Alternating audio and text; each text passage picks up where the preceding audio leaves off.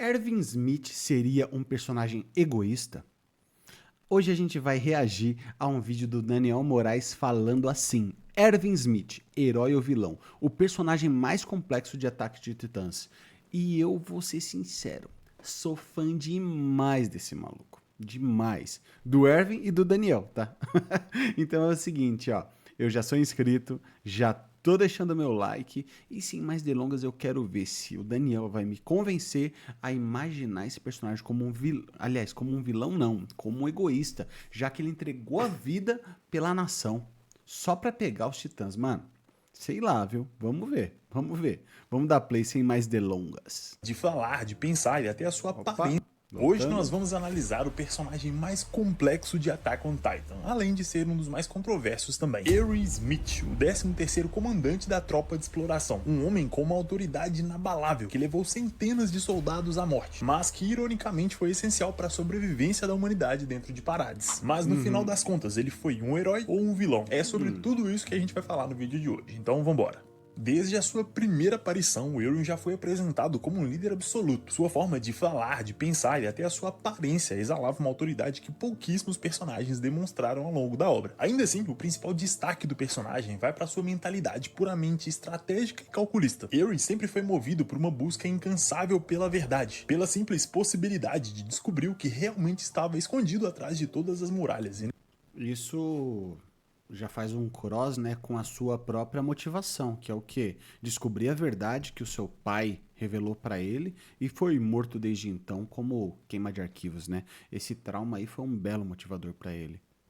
Nesse caso, não estou falando só das físicas. E todo esse desejo nasceu justamente durante a sua infância, quando ele fez uma pergunta ao seu Aí, ó. pai, questionando sobre a possibilidade de existirem humanos além das muralhas. Uma pergunta que o seu pai não respondeu em sala de aula para todas as crianças, mas só para o Erwin quando eles chegaram em casa. A sua teoria era que há 100 anos a humanidade se refugiou dentro das muralhas, onde o rei alterou as memórias de todos para controlar o povo e manter a ordem através do medo. Mas o Erwin, assim como qualquer outra criança, não entendia a gravidade de algo assim, e por isso Cara, e já vamos falar isso. O pai do Irving era muito top, porque ele tinha uma teoria mediante o que ele estudou dos arquivos direcionados e liberados pra eles.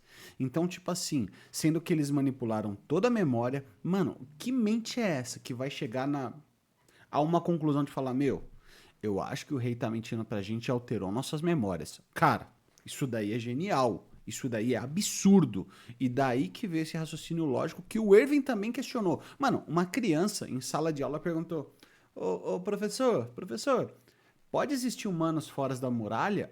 Cara, mano, que pergunta fora da curva. Ninguém olha fora da caixa. Ninguém olha fora da caixa. Ele já olhava desde criança. E o pai dele também. Consequentemente, ele herdou muito do talento perspicaz do pai, como também a criação foi diferenciada. Super mega interessante isso. acabou contando para todos os seus colegas a teoria do pai. Isso levou a polícia militar até a escola para questionar sobre essa tal teoria, para em seguida o seu pai acabar morrendo num acidente em condições bastante misteriosas, para dizer o mínimo. Essa perda trágica, ao invés de afastar o pequeno Erwin da busca por respostas, aumentou ainda mais a sua obsessão pela verdade. Mesmo tão jovem, ele sabia que o seu pai havia sido morto para manter a verdade oculta, e isso levou o Erwin a fazer desse o seu objetivo de vida, provar que o seu pai estava certo, para alcançar. Porque assim, a morte do pai dele como queima de arquivo foi uma confirmação para as teorias dele. Ele, criança astuto daquele jeito, já sacou isso. Falou, pô, então tem alguma coisa aqui. Então, depois disso, é só cavar. Ele tinha certeza que tinha alguma coisa. Esse objetivo, ele estava disposto a fazer qualquer coisa. Esse objetivo, no primeiro momento, coincidiu bastante com uma visão de maior liberdade para a humanidade, o que o levou a se tornar o líder da tropa de exploração, justamente a organização encarregada de explorar o mundo além das muralhas. E durante todo esse processo, desde a sua infância e juventude, o Erwin amadureceu muito com a perda do pai, o que fez ele entender que o mundo era um lugar muito mais complexo e sujo do que ele imaginava. E principalmente que o governo não estava ali para proteger as pessoas, mas sim para proteger os seus próprios interesses e riquezas. E aqui já começa a ficar bem claro o início de uma dualidade bastante interessante do personagem. Ao mesmo tempo que ele se foca totalmente na busca pela verdade, ele se cerca de mentiras, tanto para se proteger quanto para garantir que ele consiga o poder para realizar o seu sonho. Algo que claramente é uma obsessão pessoal disfarçada de missão pela humanidade. Mas à medida que o Erwin crescia e ganhava poder, ele passou também a compreender que essa sua missão, o seu objetivo, jamais seria cumprido sem que sacrifícios fossem feitos. E isso levou a se tornar um líder implacável, que colocava o seu objetivo acima de tudo, mesmo que isso significasse a morte do dos seus soldados. O peso dessas perdas foi algo que ele teve que aprender a lidar durante a sua liderança, aceitando isso como uma parte inevitável da sua própria jornada. Por conta da sua inteligência absurda e estratégia inigualável, ele rapidamente foi reconhecido como um gênio, o que ele realmente é, vamos combinar. Mesmo assim, a sua forma prática e pragmática de pensar também deixou bem claro o seu egoísmo. Eren escolheu jogar segundo as regras do mundo, em troca de poder. Regras que trocavam vidas por poder e conquistas. Era como se ele estivesse literalmente usando os corpos dos seus companheiros como degraus em direção ao seu objetivo. Desde o início, Eren mostrou que não era como o restante das pessoas de dentro das muralhas. Assim como Eren, ele não se contentava em apenas sobreviver, ele queria mais. Eren queria mudar o mundo, descobrir a verdade e provar que o seu pai estava certo, mesmo que isso custasse toda a ordem dentro de Parades, inúmeras vidas e até a sua própria. O mais irônico disso tudo é que durante a sua liderança, o número de mortes na tropa de exploração na verdade caiu significativamente, mas não porque ele se importava mais com os soldados como pessoas, mas sim como peças em um jogo estratégico e complexo. Foram as suas táticas mais eficientes e complexas que salvaram vidas, ou melhor. É que assim, eu entendo completamente porque ele realmente não estava medindo esforços para cumprir os objetivos dele e, de certa forma, ele era frio nesse ponto. Ele sentia culpa, também sentia, mas ele sabia lidar e o raciocínio lógico, tipo um L da vida, tá ligado? Tipo um Kira, fez com que ele se importasse mais com o objetivo final, com a missão, do que com com a própria população, com a própria tropa de reconhecimento. Porém, se você for parar para analisar, num mundo onde você está indo pro desconhecido, numa exploração, praticamente como uma ação kamikaze, onde nenhum deles praticamente teve sucesso em reconhecer alguma coisa. Era tudo ou nada. Eu entendo o ponto de vista dele. Não faria igual, não concordo. Mas eu entendo realmente. E às vezes, cara, como a gente pode falar? Às vezes essa sua escolha seria basicamente uma aceitação da sua própria tropa estar preparada para dar a sua vida por isso. Porque todos eles estão. Isso é fato. Quem entrou na tropa de exploração sabe o risco que está correndo. Brabo demais, mano. Brabo.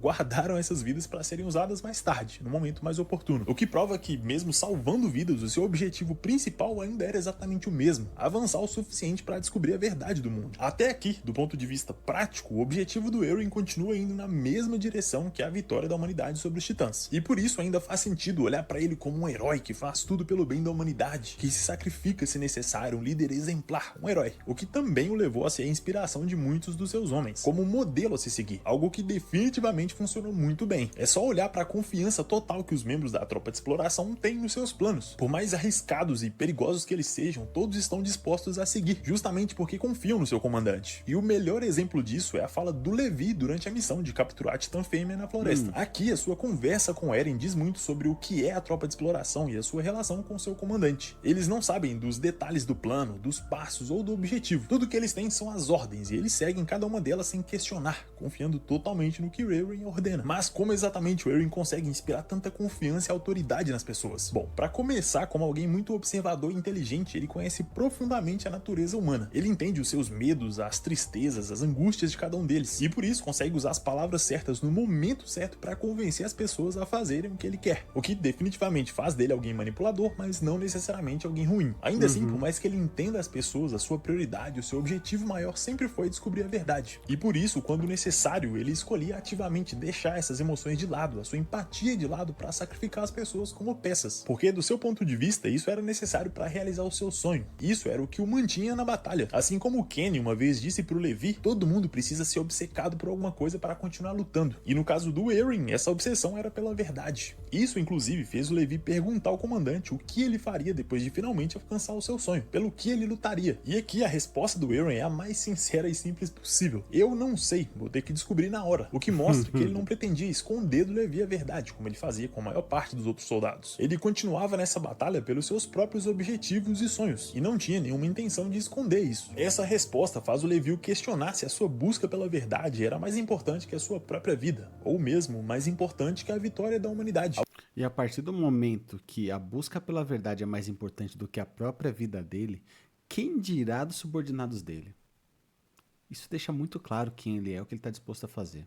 Ao que o Eren, mais uma vez, de maneira super simples e sincera, responde: sim, é mais importante. Algo que não só mostra o seu nível de comprometimento com a causa, quanto a sua autoconsciência de que sim, ele era alguém extremamente egoísta. O Eren nunca tentou se passar por alguém bondoso e altruísta. Ele sempre deixou bastante claro que tinha os seus objetivos pessoais e que estava disposto a fazer tudo para alcançar cada um deles. O que aconteceu é que, por sorte, esses objetivos seguiram no mesmo caminho que os objetivos da humanidade como um todo, pelo menos por um tempo. Eventualmente, o Eren acaba sendo preso por tentar conspirar contra o governo, supostamente colocando seus próprios interesses acima da segurança e longevidade da humanidade, o que curiosamente é uma das proibições da Constituição de Parades. Mesmo assim, ele não só já havia antecipado a sua prisão, como preparado tudo para derrubar o governo, acreditando que a monarquia como estava era um perigo para a humanidade, o que no fim das contas também estava certo. Em toda e qualquer situação que o Eren se envolvia, seja militar ou politicamente, ele representava a personificação da tropa de exploração, alguém que luta contra o sistema, contra todos que tentam impedir o progresso da humanidade. Todo esse mini arco demonstra claramente o pragmatismo absoluto do Eren. Para ele, derrubar o governo não era uma questão moral ou ética, mas prática. Essa falsa monarquia bloqueava o seu caminho para a verdade e por isso precisava ser removida. Simples assim. Essa moralidade do Eren sempre foi algo complexo de se entender. Apesar de ele ter sido inicialmente como um líder nobre, o Eren nunca hesitou em tomar decisões difíceis e às vezes até cruéis para alcançar os seus objetivos. Claramente ele não era um homem moral no sentido mais tradicional da palavra, mas a grande questão é, ele é um homem bom, aquele disposto a tomar as decisões difíceis que ninguém mais quer tomar, ou ele é só um monstro disposto a sacrificar vidas em nome dos seus próprios objetivos? A resposta para essa pergunta vai depender totalmente de qual das duas frases você concorda mais. O fim justifica os meios, ou os meios justificam o fim. Bora desenvolver isso melhor. É inegável que as ações do Eren trouxeram muitas vitórias e benefícios para a humanidade dentro das muralhas. Foi pela sua liderança que eles descobriram a verdade sobre o mundo exterior e aprenderam não só a se defender dos titãs, como também a usar os seus poderes como ferramentas nessa guerra, já que ele foi o principal responsável por manter o Eren vivo depois de ele ganhar o poder de titã, assim como ele também foi o principal responsável por evitar, ou ao menos adiar, a morte de inúmeros soldados da tropa de exploração. Em contrapartida, ele foi o causador direto da morte de centenas, talvez milhares de pessoas durante as missões e principalmente durante o plano de captura da titã fêmea dentro de um... Cara, duas coisas que eu tenho pra falar. Primeiramente, que a análise bem feita, detalhada, minuciosa, de muita qualidade. E segunda coisa, no meu canal principal, Super Nerd Star, que eu vou deixar o link aqui na descrição, a gente vai ter um vídeo especial. Se você já assistiu Yu Yu Hakusho, ou então se você é fã de Togashi e quer saber as profundidades de como tudo começou com ele, lá a gente está dissertando o personagem vilão Toguro. Como ele foi criado e por que ele é um monstro viciado em poder. Lá eu explico tudo, desde a origem, a motivações, inclusive a referências. Confere lá e curte se você quiser, no meu canal principal. O link vai estar na descrição, tá? E também vou deixar aqui no card, ó. E seguimos. De uma cidade lotada de civis. Ainda assim, quando falamos do que ele fez, do resultado das suas ações, o saldo parece ser positivo, o que dá a ideia de que ele é sim um líder heróico que se sacrifica pelo seu povo, independentemente das suas motivações ou objetivos, o que combina perfeitamente com a segunda frase, os meios justificam o fim. Já do outro lado, temos a outra linha de pensamento, em que é o fim que justifica os meios, e nesse caso o objetivo se torna muito mais importante do que as ações que levam até ele. Ou seja, nesse caso, por mais que o Eren tenha feito grandes coisas pela humanidade, se tudo foi feito pela sua própria ambição, ele não é um herói, e sim um egoísta, sádico, que enganou e causou a morte de centenas de pessoas para cumprir o seu próprio desejo. E aí, com qual das duas frases você concorda mais? A resposta para essa pergunta vai te colocar numa escala de acordo com o personagem que você mais se aproxima. Numa ponta nós temos o Eren, que é totalmente pragmático e prático. Pouco importa quais sejam as minhas motivações, se eu estou sendo egoísta ou não. Se eu estou fazendo bem para a humanidade, então eu estou certo. Já do outro lado nós temos o Eren. Pouco importa quais são as minhas ações, se tudo que eu estou fazendo é para salvar o mundo, então eu tô certo. E no meio desses dois nós temos o Armin, alguém que se importa tanto com os meios quanto com o fim. Vamos lá, vamos analisar isso daí, ó. Ação é maior do que o objetivo, ou seja, faz o certo, mas pelos motivos errados. Ok. Agora, objetivo é maior do que ação, faz o errado, mas pelos motivos certos. Caraca, ele simplificou de uma maneira muito interessante isso daí. O que que acontece? Os fins justificam os meios, é tipo assim, é como se o objetivo final justificasse todo o jeito errado de fazer. Ou seja, o Eren realmente ele faz o errado, muito errado, pelos motivos certos, que é o quê? A paz mundial. Ou o que sobrou dela, pelo menos. Agora o Eren, tá ligado? Ele faz o certo, entre aspas, mano. Eu não acho que ele faz tão certo assim. Eu sei que ele é extremamente profissional e eficiente, mas, mano, ele sacrifica soldado como se fosse nada. Por isso que eu fiquei meio confuso com essa análise aí. Eu concordo, assim, com tudo que ele tá falando, talvez não com o sadismo. O sadismo é tipo você ter prazer em alguma coisa tortuosa, em machucar alguém. É mais complicado. E o Irving não tem esse prazer, tá ligado? Eu diria que ele pode ser egoísta, sim, por um objetivo, por um ideal que ele almejou, mas eu não julgo ele como sádico, tá ligado? Eu julgo ele como tá preparado pra segurar o BO dele, entendeu? Agora sim, o Armin, ele realmente ele é o perfeito. Ele se preocupa com os fins e também com os meios, tá ligado? Ele quer fazer certo por um objetivo final certo. E ele não quer, tá ligado? Mano, ele é o melhor dos mundos, isso é fato. Até pelo coração dele ser muito nobre, ser muito puro, ser muito empático, tá ligado? Essa é a grande diferença. Quero fazer a coisa certa do jeito certo, e só assim eu estarei certo. A diferença entre esses três personagens é importante pra gente entender a maneira que cada um deles pensa e interage com o mundo ao seu redor. E no caso do nosso protagonista de hoje, toda a sua jornada foi sobre encontrar a verdade, provar pra todo mundo que o seu pai tinha razão, e por isso ele também tinha, fazendo boas ações, entre muitas aspas, pra alcançar um objetivo bastante duvidoso e egoísta. Até aqui, toda a nossa discussão é basicamente sobre o Eren ser um vilão egoísta. Eu entendi o ponto. O ponto, na verdade, não é ele descobrir a verdade para a humanidade, e sim ele se autoafirmar e autoafirmar o pai dele como uma um benefício para o seu ego. Agora eu entendi o que você falou. Concordo. Concordo plenamente. Tirando a parte do sádico. Egoísta ou um herói altruísta. O que, claro, é um jeito bastante maniqueísta de ver as coisas, uma forma super simples que divide tudo entre bem e mal, bom e ruim. Uma visão que, inclusive, era que o Eren... Maniqueísta, basicamente, pra você que não tá familiarizado, é o quê? Bem e mal, preto e branco, tá ligado? Preto no branco. Simples assim. Direto, tá ligado? Papel branco com tinta preta em cima e ó, só tem essas duas profundidades, entendeu? E acabou.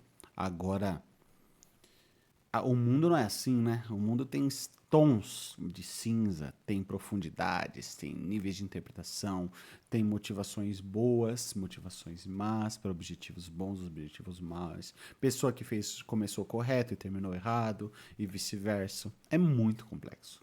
O ser humano é muito complexo. Tinha no início da história, como a gente já discutiu nesse vídeo aqui, que eu recomendo que você veja caso não tenha visto. Na verdade, eu recomendo que Tem react dele aqui, ó. Top.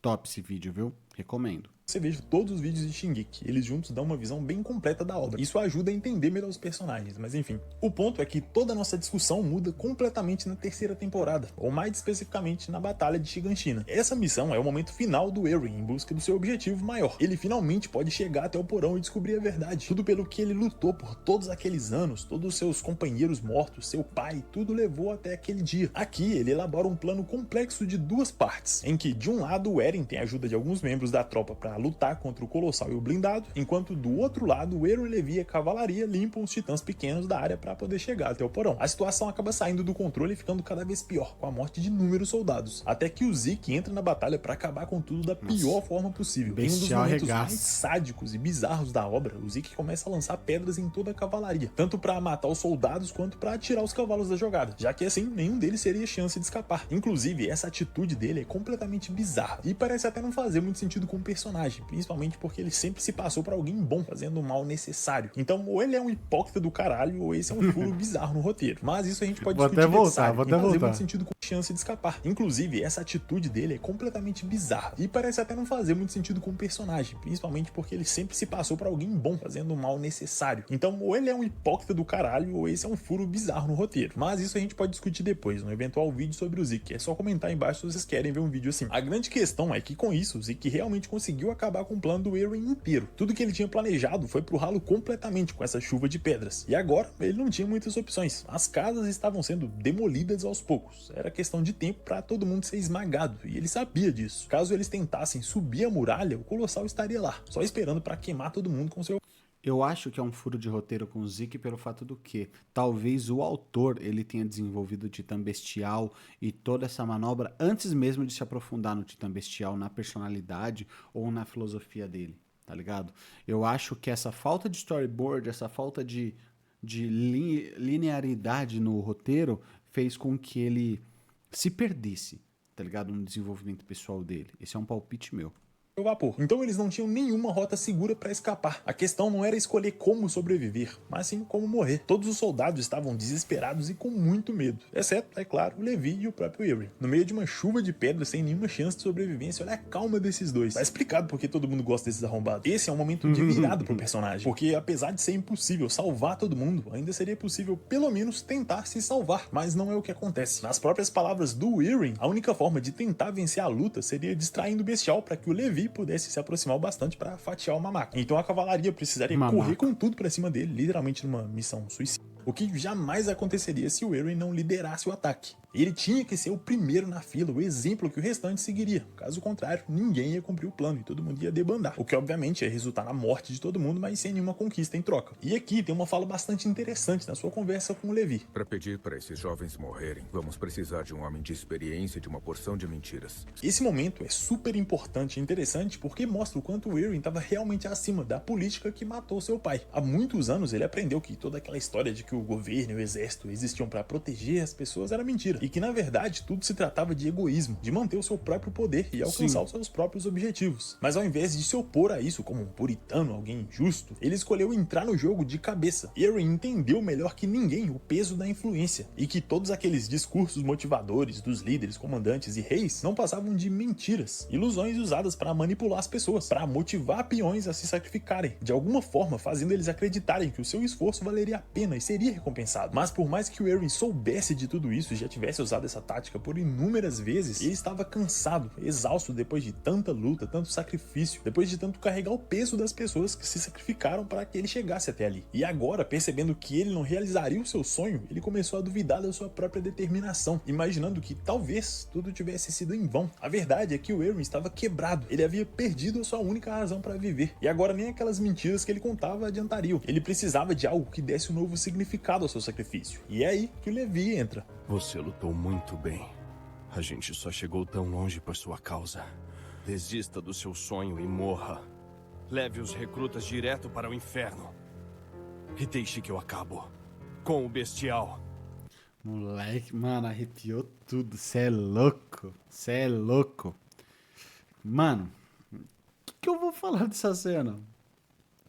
Mano, isso me pega às vezes você vê tipo uma cena explodindo tudo. Ele fatiando o Bestial é bom demais.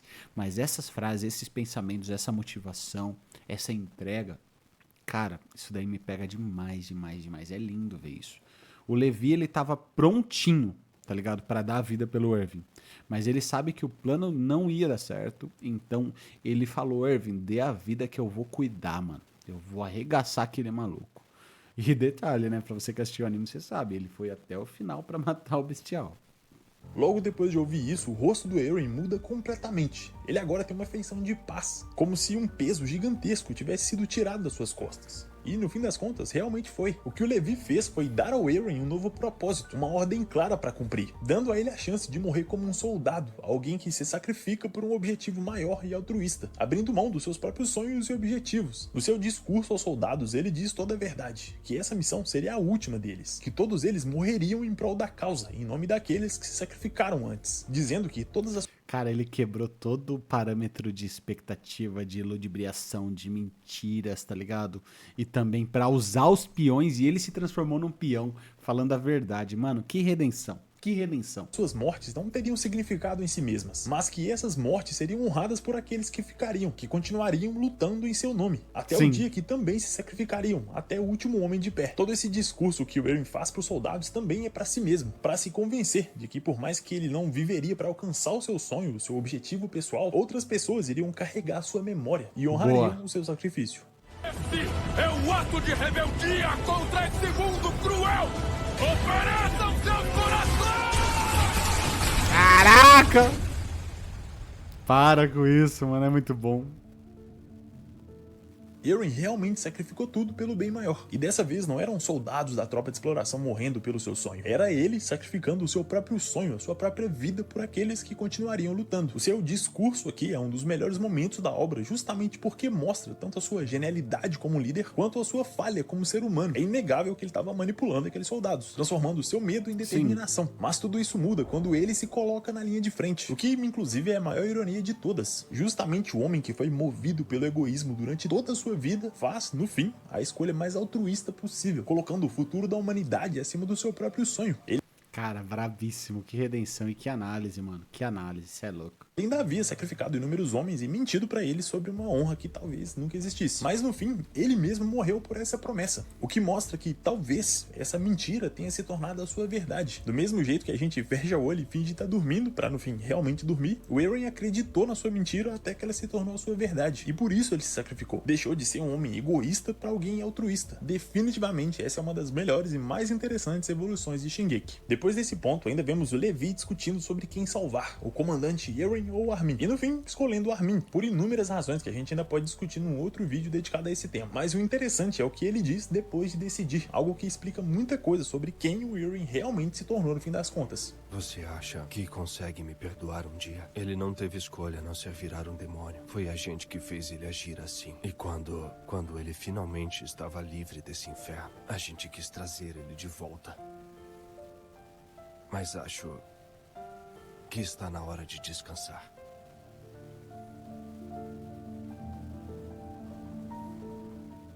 O Levi conhecia o Eren melhor que qualquer pessoa. Ele sabia como Eren pensava, como se sentia sobre todos aqueles anos de mentiras e a busca pela verdade, e como aquilo era pesado pra ele. E por isso Levi escolhe deixar ele descansar, tomando a responsabilidade pra si, dizendo claramente: a decisão de escolher o Armin foi minha. Eu decidi que é aqui que o Eren vai morrer. Isso não só foi uma chamada de responsabilidade pra si, como um bom líder deve fazer, como também um reconhecimento de que a luta do Eren tinha acabado, que ele já havia carregado esses fardos por tempo demais, e que agora merecia descansar. Pra mim, o que torna o Eren tão fascinante é a sua complexidade moral. Ele não é alguém que a gente pode definir facilmente como bom ou mal. Por toda a sua vida, ele nunca fingiu ser um herói, um salvador, honrado e puro. Pelo contrário, ele era egoísta, manipulador e muitas vezes cruel. Mas ainda assim, como um bom líder, era ele quem tomava as decisões difíceis que ninguém mais queria tomar. E foram essas decisões que salvaram Paradis inúmeras vezes. Ele representa claramente o paradoxo do grande líder. Alguém disposto a fazer o impensável, carregar os fardos mais pesados e tomar as decisões impossíveis porque ninguém mais consegue. Ainda assim, é curioso pensar que tudo isso, toda essa busca, surgiu de uma culpa infantil, do sentimento de dívida que ele desenvolveu em relação ao seu pai por ter causado sua morte. Essa tentativa de provar que o seu pai estava certo era basicamente uma forma de se redimir pela sua própria estupidez quando criança. Ainda assim, foi exatamente esse sonho egoísta que permitiu a Paradis descobrir a sua verdadeira história e lutar pelo seu futuro. O Eren não era só um herói ou um monstro, ele era os dois ao mesmo tempo, um exemplo perfeito de que nada é preto no branco e que em determinadas situações todos podem ser heróis ou monstros, egoístas e altruístas, na mesma medida. Ele foi um homem capaz de tomar decisões impossíveis com uma frieza absoluta, ao mesmo tempo que carregava o peso de cada vida sacrificada. Mesmo não sendo um exemplo moral no sentido mais tradicional da palavra, ele foi exatamente o líder que Paradis precisou na guerra que eles lutaram por tantos anos. E por todas essas razões, pra mim, o comandante Eren Smith é o personagem mais complexo e interessante de Shingeki. Mas você,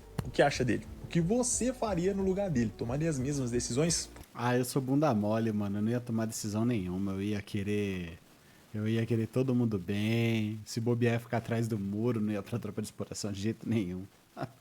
Essa é a verdade. Irmãos, parceiros, brothers, o negócio é o seguinte: Daniel Moraes, tá? Seja membro do canal dele, dá um like. Vou deixar esse vídeo na descrição. Tem muitos outros vídeos de Shingeki, tem muitos outros vídeos de Attack on Titan lá. E, mano, Hunter x Hunter, Berserk, só anime sanguinário. E o maluco é bom demais. Então, mano, dá essa moral, porque o cara é brabo. E não se esquece de se inscrever aqui no canal, porque aqui a gente tá começando, mas, ó, é só o começo, hein? E tamo nessa, hein? Falou, tropa!